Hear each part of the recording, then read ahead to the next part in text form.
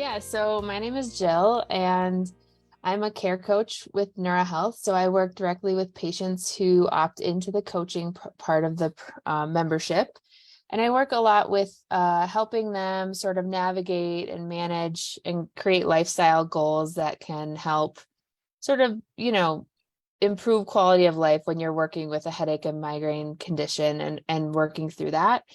And so I started a few months back in December. So this is kind of new to me, but migraine is not new to me. It's something I've had since, oh gosh, my teen years. Middle school is when I first remembered having migraine for the first time. So uh, it worked out really well to join Neura and kind of work with a population that's near and dear to my heart because of my personal experience with migraine as well.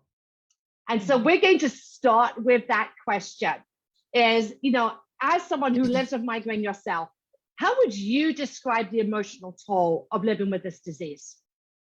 Yeah, it's something that I think I've become aware of as you age, right? When you're younger, you don't really quite understand what's going on, but it's invisible. No one knows what you're going through, and you're putting on this brave face and you're pushing through because chances are the people around you don't quite understand if they haven't had migraine or headache before, or, migraine in general, they don't quite understand. And so you're putting on a brave face, you're trying to push through it. And there's a little bit of fear as well involved in that, in the sense of like, no one will understand you or believe you because it is invisible and it's happening. And a lot of times people become stronger than they need to carry the weight of that. And so on top of all this is that, like, the stigma of people thinking it's your fault and feeling like it's because of something you did or your lifestyle, that's the reason you're experiencing it. And so that can be heavy to carry. And so when people don't understand that migraine is something that you're genetically predispositioned to having, they don't quite understand it the way they maybe would understand a different chronic illness. And so it could be hard to learn how to like set some of those things down and, to take them off your shoulders and set them down. Right, absolutely. No, that makes total sense. And I relate to just so much of that myself, is that especially that fear of wondering, are people going to understand? Do they get it? And that's a really big deal. Maybe you can share with people just a little bit about what care coaches at NeuroHealth do and what you kind of bring to the mix in supporting people who live with migraine. Yeah. So, the coaches at Neuro, we show up differently for everyone, right? Because everyone is different and they come to a session differently, even session by session, right? And so our role is sort of as an added layer of support for those, we work directly with the care team. So we're working directly with your provider and we kind of know what's going on. We can be that person that sees you a little bit more frequently to say, hey, is this something you've talked to Dr. Burke about or talked to your doctor about? That sounds new. Is that different? So it's kind of like that added layer, somebody that can maybe raise a red flag for you when it's needed. But then alongside that is we are at the end of the day coaches, right? And so our goal is to help you navigate migraine and that lifestyle modification when it feels right for you. But at the end of the day, you're in the driver's seat. We're sitting in the passenger seat and we're glancing at the map every once in a while, but you're really driving the car. So if one day you come in and you want to talk and you think sleep's affecting you and that's something you want to work on, we'll work on that. And then the next time you come in and you just need to vent because everyone in your social circle doesn't understand, then I'm there to listen. So it's kind of a mixed bag and it can change person to person and even session to session. But for the most part, it's health and lifestyle modification to help improve quality of life over the length of your care plan with your care team. Right. No, that makes total sense. And I know that I've experienced that myself. I see a different care coach at NeuroHealth than you, and it's definitely, it's kind of whatever I need to deal with at that time that they help me with and walk me through. Maybe you could just explain a little bit of difference between a care coach and a therapist, because I know there are some questions that we're not going to address today because they're more focused on a therapist, but other questions we are going to. So if you can help explain, that would be great. Yeah, I think as we discussed, like there is an emotional toll to migraine and just navigating the medical system in general. So a care coach is going to be the person that can help you sort of come up with like lifestyle modification habits or different habits to tweak or change or goals and discuss some of those things. So maybe it's, you're nervous about going out in social situations. So I would be the person that helps you sort of like, how can we prepare you to feel in more control, right? In that situation, like, let's talk it through. And a therapist is going to be the person that, like, if you've got medical gaslighting and trauma and some of those things that like heavy emotions, they're going to be the person to help you sort of process and unpack those emotions to help you cope in the long term on an emotional level. But I will say, like, a lot of the patients I work with, they find working with a coach and a therapist at the same time, like, super beneficial, right? Because they're in lanes right next to each other. And so a lot of times there is some overlap in the sense of like, I'll have a patient say, well, I spoke with my therapist about this and she suggested this, this, and this. And not that I am going to go in and suggest things that are in a therapy realm, but if they're saying, well, maybe you should think about planning ahead, that's where I could step in and say, hey, let's think about this. Like, what are some of the factors that cause you stress and worry? And like, how can we work through them together? Like by planning or preparing something ahead of time, that kind of stuff. No, that makes total sense. And I think sometimes just the ability to talk through what's going on in your life makes a huge difference. I know for myself, there's this tendency to not talk about what I'm experiencing, to put a face on it. Like today, I put makeup on, even though I've been having a migraine since the beginning of January, and it's really depressing. It's discouraging when you have pain that just won't stop. And so, like today, I'm putting a face on it. But when we speak to care coaches, we have the ability to be real. And I think just being, not that I'm not real now, but we have the ability to talk about really, the stress and the anxiety that surrounds this disease, and the ability just to verbalize that, I think, is really huge. And so I want to encourage people that I know for myself that I find this incredibly helpful. And this is definitely something that NeuroHealth offers I don't see in other places. So it's more impactful than you might even possibly realize. So I'm going to move on to the next question. And I know you covered this a little bit in the opening when we were trying to get ourselves organized technically, but if you were to outline some of the biggest emotional challenges that people face who live with migraine, what kind of buckets would you put those into? Ooh, that's a good question. I would say a big bucket is sort of like that medical aspect, right? Like everything you go through medically to get a diagnosis or to be taken seriously or to be understood or feel heard and seen. So like there's that bucket of kind of, where the medical gaslighting or the trauma in that sense can come through. So there's that bucket. That's totally a huge piece of the puzzle that takes an emotional toll. Again, a huge part of that would probably be best unpacked with a therapist, although it is definitely something that comes up in sessions with coaches. And one thing I will say too is like, I'm allowed to listen. Like I can listen, I can be there. I can be that unbiased person for you to vent to. And if things are hard, right? I'd say a couple of the other buckets are, there's definitely a lot of guilt and shame, I'd say, right in there. That feeling of like what you're doing is wrong, or like people mean the best, but a lot of times the people in your circle, they say, well, have you drank enough water? Or what did you do? What did you do that caused this migraine? And it's like, those are unknowingly, they're trying to be supportive, but it adds to that guilt bucket of being like, this is something I'm bearing. I'm doing this to myself, when really it's something that you're predispositioned to having. And I say this to patients all the time, and not in a way to like make them lose hope, but in a way to really level set with them. You could do everything 100% correctly all of the time, and you could still have a migraine episode. So that's something that like having guilt and shame around that is a big bucket, an emotional toll. And then there's also the bucket of like fear and worry, right? When it comes to the social aspect of, can I make plans that far in advance? I don't know how I'll be feeling. Right. You know, what if I have to cancel on my friends? Are they going to be mad at me?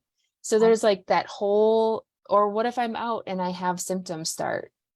So that I think is another big bucket as well. So I would say those are probably the main three buckets. Pretty much anything can fall right into one of those three, I'd say. Right. But Right. yeah, totally. Yeah, I think that the shame and the blame and guilt, you're just like just going to put those three words together. They are huge and they really impact the emotional toll of living with this disease.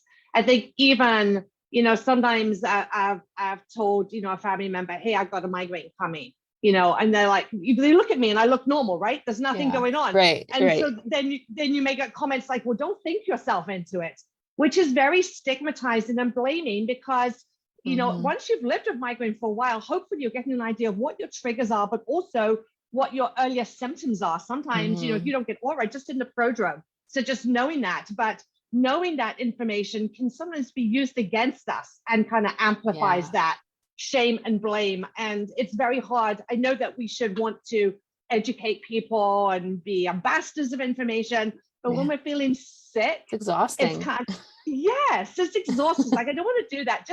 Just believe what I'm saying, I'm getting a migraine, or believe what I'm saying, I feel awful right now, even though my face may look fine because I've got makeup on, or whatever the equivalent is for other people. I think that's really important, for people to believe us, and that adds to the stress and the toll, of this disease. I was going to look at some of the other words that I wrote down when I was thinking about today, like hopelessness and, being overwhelmed. And again, a lot of these are things that it's important for us to address with a therapist if you need to talk about it. For sure. But there are also some tips and tools that a care coach can help us with in terms of, like overcoming that. And I know that from speaking with the care coach who I work with. So, if someone, for example, was to say, hey, I'm looking around at my home, and I'm really putting you on the spot here. So you can just kind of pass it over. I'm looking around my home, I'm overwhelmed. It's my home's a mess. What are some of the things that may be able to help that overwhelm or that kind of sense of stress that would be practical as opposed to, doing talk therapy with a therapist? Yeah, totally.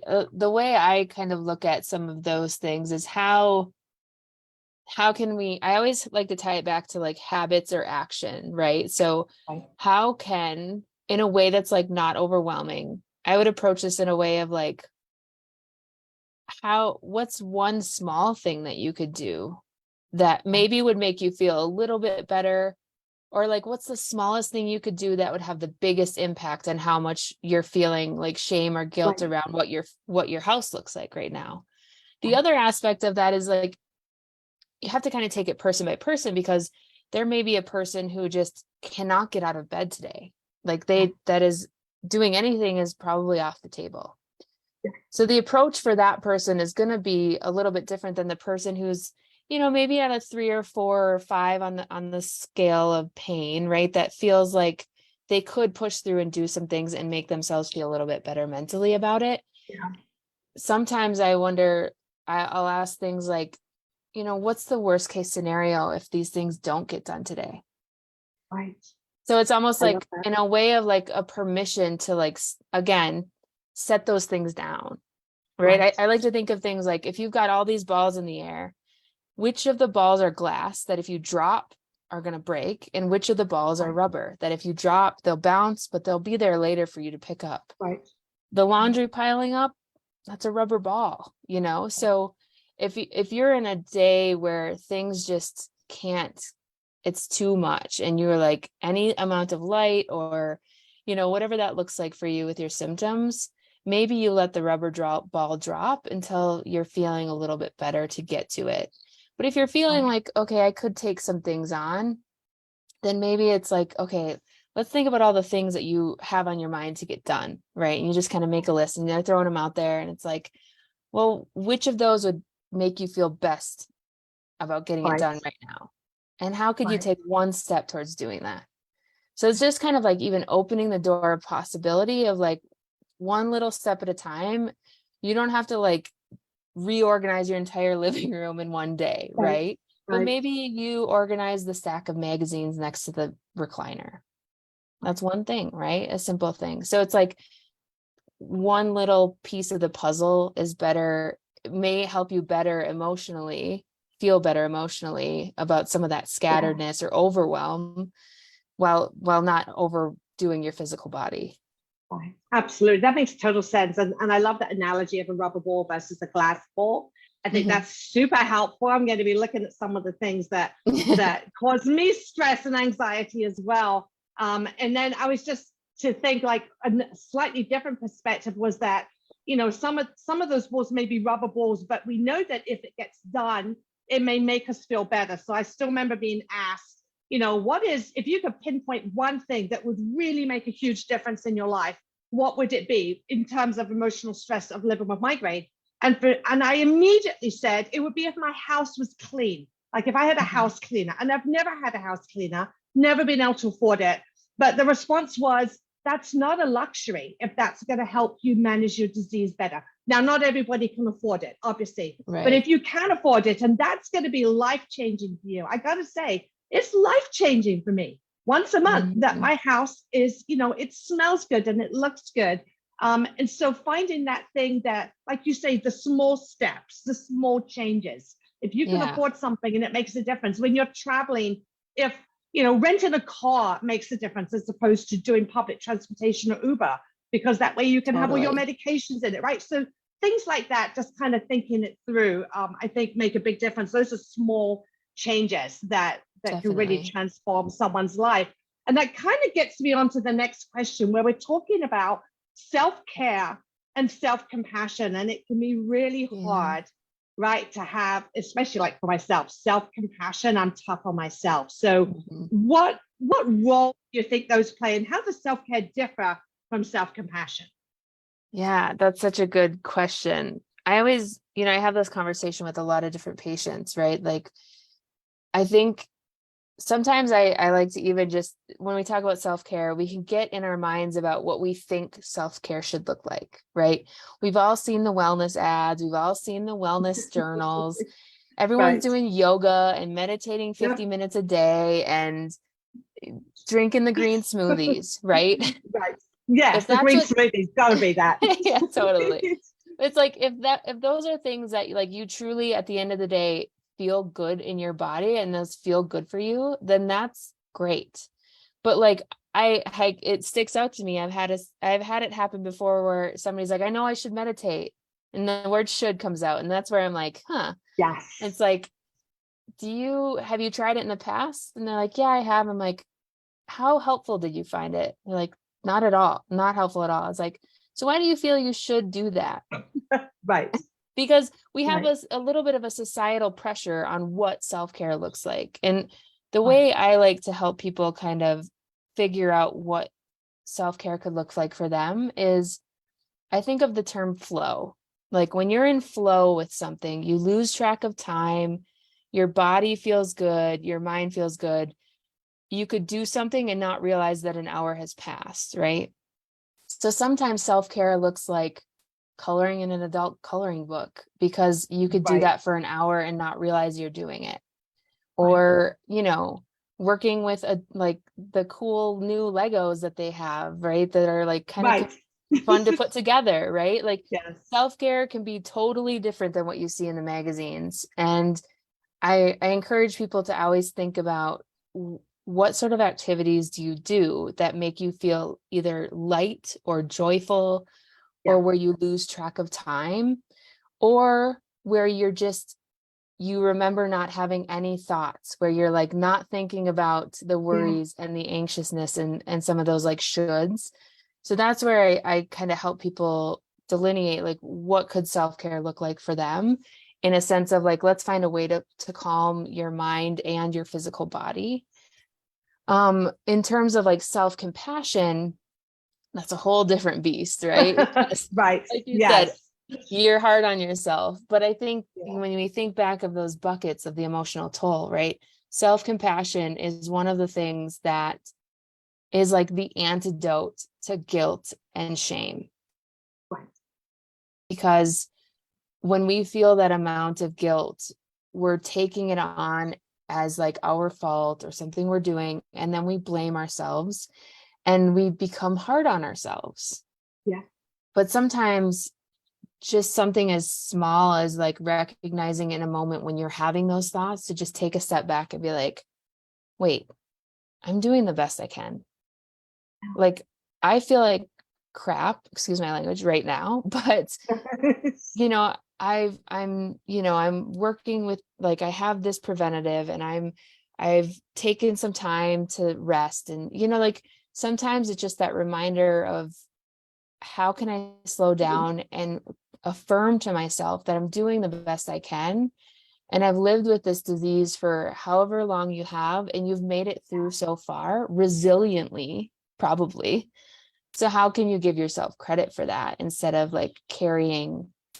The second you let self-compassion leave the room, guilt and shame make up the difference. Yeah.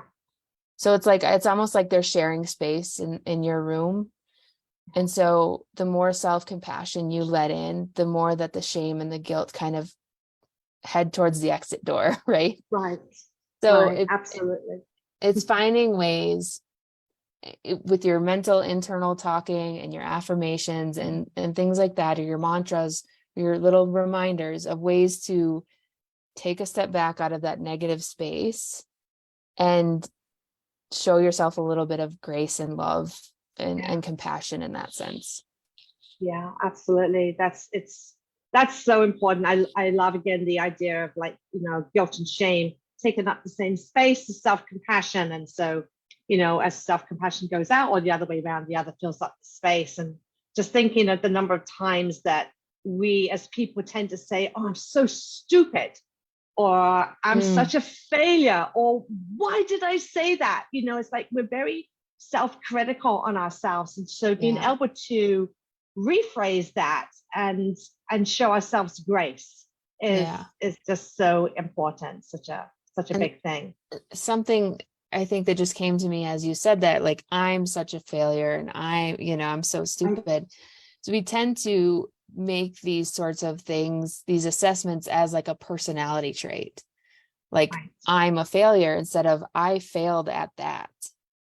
Right. So like, I know this probably comes up a lot, but when a medication doesn't work for you, it's like it's like this thing that gets written in the medical chart where, it may get said patient failed medical therapy or whatever. That's doctor speak, right? And but when a human reads that, and not that doctors aren't humans, but that's like very medical lingo, right? That they have a specific reason they're putting that. But when we read that on the back end, we think, oh, well, we failed. When really it's the, and then we make it into sort of like a personality thing. Like, I'm a failure because this didn't work, instead of, hey, maybe that just wasn't the med for me, or this medication failed for me. Right. Exactly. It didn't pass the test for me, So I think too is just being mindful of how you're wording the things in your mind. Like, I'm a failure, I'm so stupid, I'm letting everyone down, or like you're kind of putting it as like it's part of your personality instead of it being something that's just happening. Right. Absolutely. That's so true. And yes, that medication thing is, we talk about that in the group sometimes, how we're not failing the medication is failing us. And sometimes that happens with doctors too. There are some great doctors. I see a great doctor at NeuroHealth, but there are also some doctors that do not have the same compassion, let's just say that, the same bedside manner, right? And so we have a tendency to feel like, oh, I failed because, I couldn't communicate with this doctor, I had a bad visit. Sometimes we need to find a new doctor. It's okay to fire your doctor if it's really not going well. There are more opportunities out there now, and NeuroHealth is one of those opportunities. Before we go down there and talking about boundaries, I just wanted to add to the self-care that, you're talking about what makes you happy, what makes you joyful. for myself, I always say, what is it that makes me smile? What brings just a smile to my face, right? And when I was first introduced to adult painting or adult, paint by numbers, I was thinking, whoa, I'm an adult. I can't do that. Right. But actually, it's just like, how can I possibly do that? I left that behind as a child. It's incredibly calming. And I go into this place where, like you just said, it's like I'm not even thinking. It's just kind of like I'm in the zone.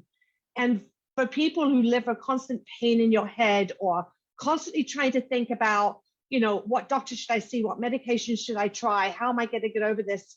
To be in a place where you can just kind of quiet those voices, and whether it's through adult painting, or I do little wooden puzzles, which sometimes you can see on my shelves, or jigsaw puzzles. So anything like that kind of gets you into the zone where you're just kind of relaxing, I would say. And it doesn't have to be that someone else thinks it's good, right? Right. All it matters is that it works for you. Exactly. Yeah. And I think it's funny that we have to say adult coloring or adult painting when really it's just coloring and painting, but we have to justify it somehow because we're adults. But I mean, I think there's an inner kid in all of us that just wants to keep doing those things. And if it's, if there are things for you that help you sort of clear your mind at for an amount of time of any of those worries or the things that you're tracking in your mind, then for me, what that tells me is your body is coming out of the fight and flight mode and into the rest and digest mode.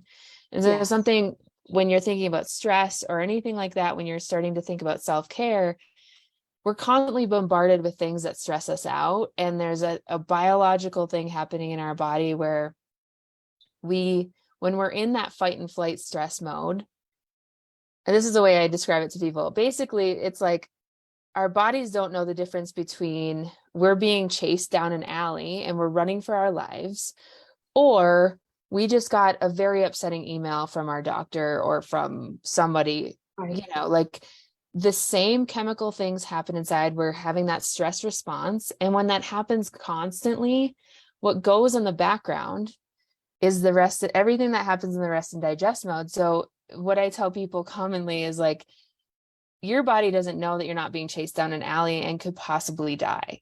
That's just a hard fact. So what happens is it thinks, well, I don't need to digest my food or have an immune system or deal with pain right now or reduce my inflammation if I'm dead tomorrow. So all those other things go on the back burner. So every time you can find snippets of time where you can get your mind and your body sort of on a lower level where those stress chemicals aren't floating around and you can just get back into that rest and digest mode, you're helping your body in the long run kind of deal with all of the other things that need to function well for you to have good health, right? And so whatever that looks like for you, it doesn't have to be this perfect yoga scenes in the 50 minutes of meditation, but if it's coloring and painting or going for a walk or playing with your dog, there's all sorts of different ways that just simple things that we might not consider self-care, that if they're doing what's intended in the body, aka calming your body and your mind, then they're self-care. Right. Absolutely. I totally agree with that. It's super useful information. And sometimes we know stuff, but it's helpful to be told it again. Yeah. So it's like a permission slip. Yes, exactly. So I'm sure there's people who are going to be listening to this now or going to watch it in the future where they're like, oh, I know that, but I just need you to hear it again. So, take it to heart and don't feel bad about yourself. Don't use this as an opportunity to blame and shame yourself because you didn't get it the first time. That's really important. It kind of takes us on to boundaries because I know that, talking about stigma and how people don't understand migraine, it's so important for us to have boundaries, right? Because otherwise that's going to increase our stress and it's going to be harder for us to get into the rest and digest if we're constantly running and fleeing. So, do you have anything quick that you would say about the importance of boundaries or how we determine what boundaries to be set without going into that therapeutic aspect of it, but just, just some practical tips?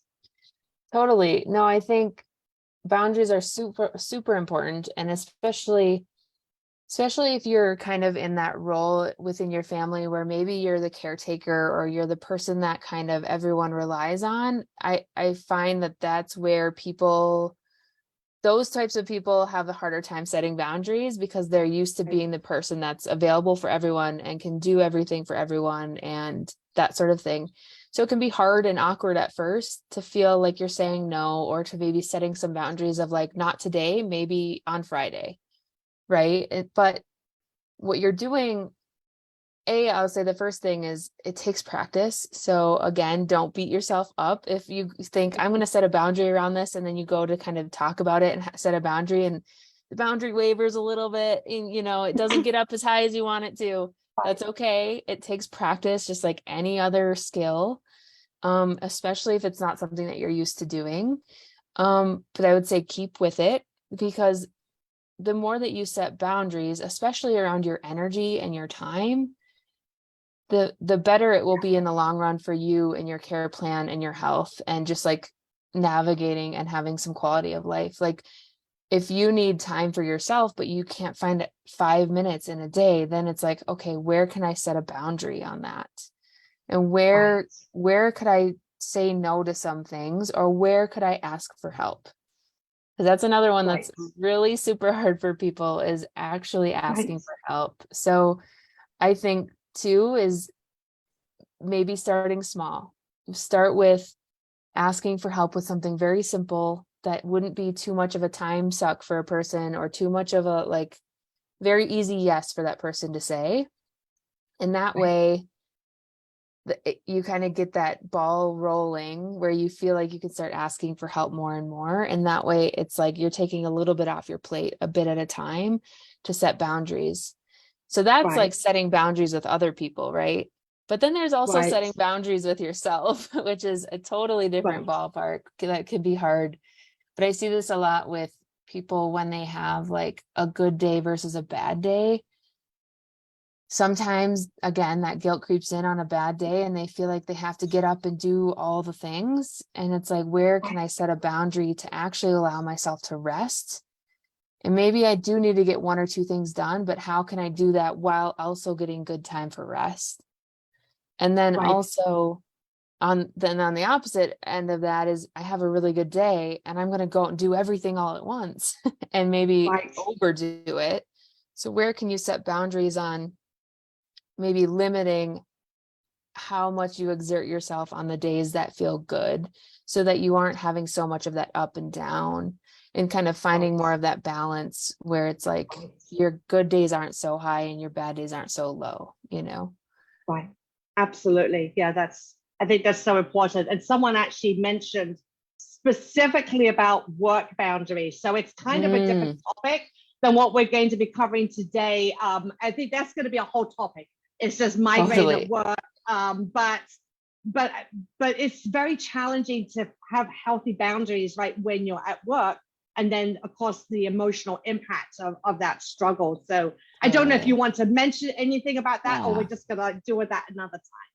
Well, I'll say briefly, I mean, some things that I've worked with patients on in the past is depending upon if you have some accommodations with work, right? If people are aware of this, of your condition and the fact that you have migraine, that's a different ball game than if no one's really aware, right? So if people are aware, then maybe what I say, like, arm yourself with knowledge. If you know that like every Friday you have a bad migraine day, maybe then you don't accept any meetings on Fridays. Fridays are a no meeting day for you, or Fridays are a no, whatever the stressors could be, no whatever day for you, no commute day. Maybe that's your work from home day, right? So it's finding, I say, arm yourself with knowledge, kind of be aware of like how your body and your disease works for you. And then how can you manipulate in a good way your schedule or your working situation to work with that. And then also having then to have these conversations with your boss about being like, hey, every Friday I have this happening, and I would just appreciate some leeway so that Fridays could be my work from home day, or Fridays be my day with no meetings, that sort of thing. And then if you're in the bucket where no one really knows about it yet, then it may that may be a bigger topic for another time.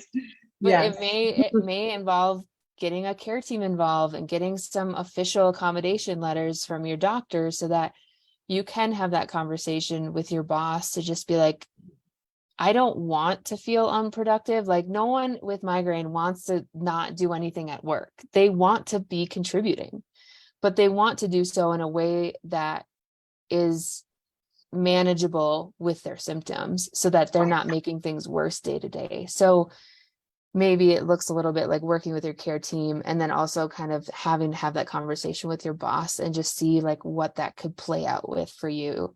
But that's a little bit of a harder, bigger topic. So Yes. maybe that would be another Yes, that'll thing be to talk another, about. that'll be for another event. And just to let people know, if you are dealing with the boundaries, issues at work, or just lack of accommodations, or accommodations being approved, but they're not actually happening, then you Mm, can also go to migraineatwork.org. There is a website that can help you. And mhm. also last year, Migraine Meanderings did a series of videos, and one of them was about migraine at work. It was a panel discussion with myself, Angel Pascal Harmon, Erin Atkinson, and Erica Carrasco. So we had a really interesting discussion about migraine at work. So if you go to our YouTube channel and just watch that video, then it will maybe give you some ideas also. But I think that Yeah, that's definitely a topic in and of itself, and it's such a huge thing. So totally. definitely, we have just another maybe 5 minutes, and then so Sure. we could just ask a couple more questions. So I have a Yeah. question here about the stages of grief and how that relates to a chronic illness or invisible illness. And then especially, so there was an emphasis here, especially interested in the importance of acceptance and how that Yeah. affects our emotional health.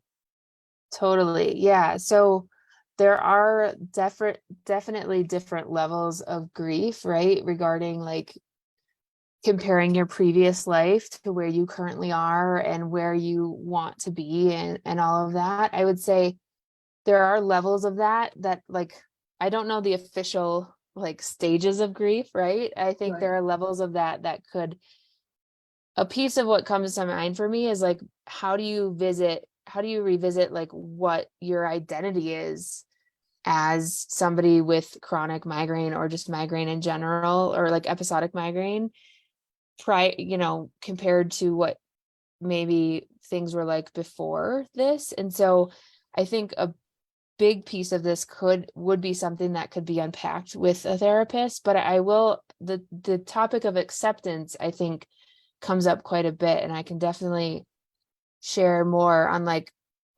something I like to remind people is acceptance doesn't mean giving up. So just because you accept where you currently are doesn't mean that means you have to stay there forever. So there can be a level of acceptance on like what your symptoms are, the severity of things, and what treatments are and are not working for you. There can be a level of acceptance there, but there can also be some you can still work towards different factors and different things to improve that quality of life, to get out of this current stage that you're in, to move forward. If it's, Right. maybe it's instead of 20 days of episodes a month, you work towards 10 days of episodes a month, right? Like there's always a way to feel accepting of where you're at while also still moving forward. And Right. that's a tough thing, I think, to kind of wrap your head around, because sometimes I think acceptance equals acquiescence in the way of like just roll over and take it. But if I know anything about migraine patients, that is not what That's y'all are not going to it. do. And it's not it, Yes. right? So no one's going to just Yeah. roll over and take it. You Right. guys are resilient. You're going to fight tooth and nail to figure out, get answers, find the right care team, find the right care plan. And I think that kind of builds into a little bit of like some of that hope you brought up Right. hope. I think having some acceptance but also moving forward helps build hope, because something Dr. Burke says that I think I love, I wrote the quote down. It says there's always something more that can be done, because that's the Right. way he sees it in the minds of like there are so many options out there, so many ways that you could combine things or move forward. So as long as you are like accepting of where you're at while also moving forward and taking steps in the direction, like I know you guys will, there's always hope to kind of push through and find relief or find better days, more better days than not better days, or not good days. So I think that acceptance and hope and all of that kind of balls right up together in a sense, in Right. that Absolutely. No, absolutely. And who I'm not sure the person who asked that question is here, but if you're looking at the phases of grief, we do know that people go backwards and forwards between them. It's not a linear way. thing. You don't begin at the beginning and go to the end. So you don't start with denial, and then work through anger, bargaining, depression, and acceptance. It's you may go to denial, anger, go back to denial again, and pop up to depression, and then go back to bargaining. And there are different models for the stages of grief as well. So those are just like the five that I'm most familiar with. But I think that finding that balance between acceptance and hope is a fine balance. And just because you're accepting, like I accept I have migraine disease, right now I have chronic migraine. I'm holding on to hope that I'm going to improve, that it may, become episodic, but I'm accepting this is where I'm at right now. And the reason that's important for those of you who are wondering is because it would change your behavior. So it will encourage self-care, it will encourage self-compassion, it will encourage boundaries. Like, I know I can't work a regular job. I just can't do that. I know that I have to get regular sleep. I have to eat regularly. So when you accept something that's going on in your life, it doesn't mean you're not fighting or trying to change it. It means that you're choosing healthy habits, right, to go along with that. So that's really important. All right, we have way time better for one said than I did. Oh no, that's so good. I was thinking when I saw the question, it was like made me think about the phases of grief, and so that was like super helpful. Yeah, totally. So let me see.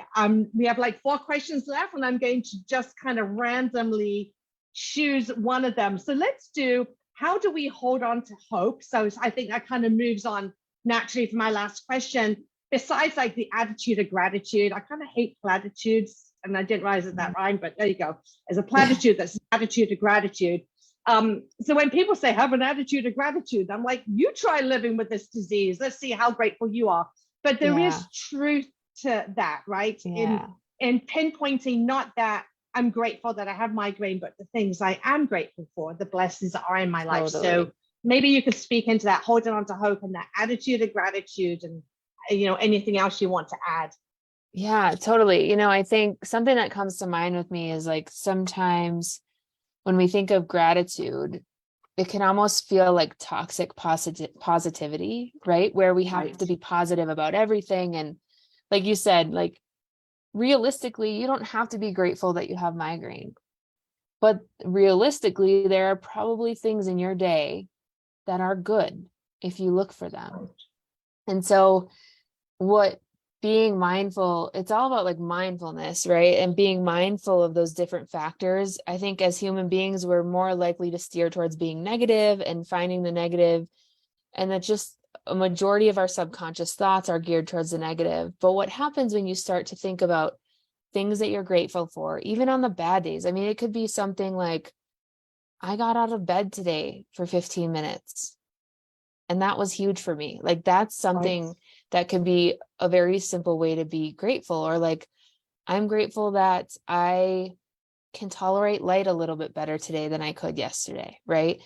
Or I'm grateful for dog snuggles. I'm always grateful for dog snuggles. But so what happens in the brain, I can nerd out about this stuff all day. I love it. But once you start to turn that, it's almost like there's something in the brain called the reticular activating system, the RAS. It's like your little filter. So like, for instance, let's say you're like, I want to buy a red Chevy Camaro.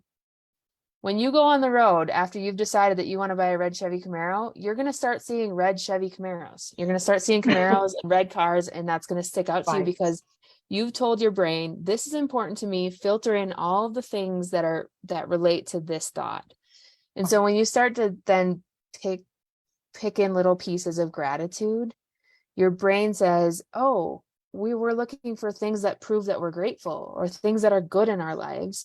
And so it turns that filter on, and then it becomes a little bit more easier to pick out and take some of those things out of our lives to carry them with us. And so something that like Carrie and I, we talked about like something as simple as a gratitude journal and just writing 3 things a day, because they can be very simple things. They can be big things. It can be whatever your day looks like, but once you start to like open that filter, it becomes a little bit easier to like pick out the pieces that feel Yeah. okay or feel good in each day. Not in a way of like everything's grand, toxic positivity, but of like, Right.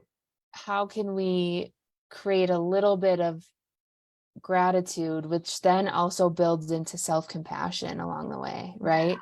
Because once we're seeing more good things, we're able to acknowledge more good about ourselves and about what we're doing and how much we're fighting for ourselves. And that can just build into that self-compassion. You're pushing that guilt and that shame out the door again, you know? So that's kind of how I see sort of, and gratitude can also play a whole big part into acceptance as well. You know, it's not always easy to head in that direction, but they can pair well together. Yeah, absolutely. I really love that. Yeah, I'm definitely not going to be thanking anybody for me having migraine, but Totally.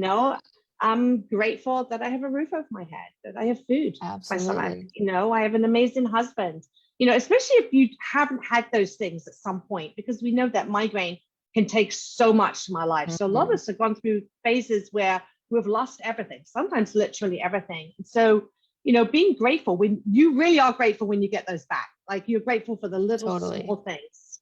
And I know that definitely was what happened for me when my health completely crashed and I had to stop working. And I felt like I literally lost everything. And now I'm grateful for just the little things, just Hmm. the little things, just they didn't seem so big before, but they seem big now. And so as we come to a close today, I just, first of all, Jill, really want to thank you for doing this. Yeah.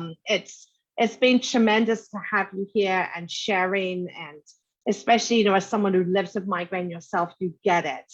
And so Hmm. it's been really tremendous. But for everybody who is watching, who's joined us today, or the people who are going to watch the recording afterwards, just want to leave you with that thought that acceptance does not mean that you're giving up. And, Hmm. find 3 things today and 3 things tomorrow that you can be grateful for, even little things, tiny little things that you can say, wow, I'm really glad I have that in my life. Even if it's just saying, hey, I'm glad I've got migraine meanderings in my life. We have a great community. So, I'm making light of it, Awesome. but really, I know that has made a big difference to me. So just having people who Hmm. who understand, and then having, people like Jill, and the medical team for NeuroHealth, Dr. Burke talks to us a lot. People are willing to give their time to make a difference. It's just so encouraging, and I'm certainly grateful for that also. So, Jill, any closing comments as we come to an end? I would just like to say that of all of the patients types or people types that I've worked with, I think working with people with migraine and headache conditions has been the most like my biggest passionate project, I guess, the most like fulfilling to me, Yeah. just on a personal level, but also because y'all are amazing. Like when I show up to a session and I'm the one having symptoms, I get met with so much empathy and so much like, oh my gosh, are you okay? Like, do you need to reschedule?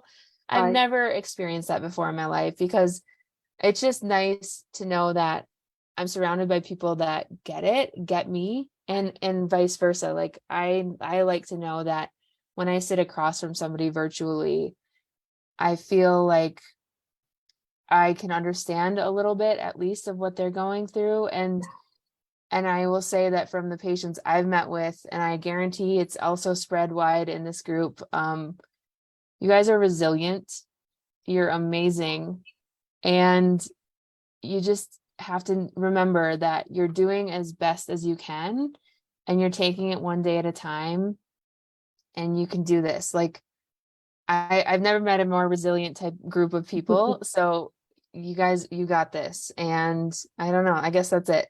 Thank you for coming to my TED Talk. No, I'm just kidding. No, I love that. I love it. And let's just close it with that. You've got this. We're here for you. If you have Yeah. questions, let us know. If you want to try out NeuroHealth, we have that in the chat as well. Please, if you're looking for a second opinion or you're just looking for a doctor, then I encourage you to try NeuroHealth. They're licensed in multiple states, starting to take insurance, which is super exciting. And I know that that's going to keep on changing as well. But there is help out there. So we encourage you to take a hold of that and just to hold on to hope. So thank you for joining us today and for being a part of Thank Migraine you. Meandering.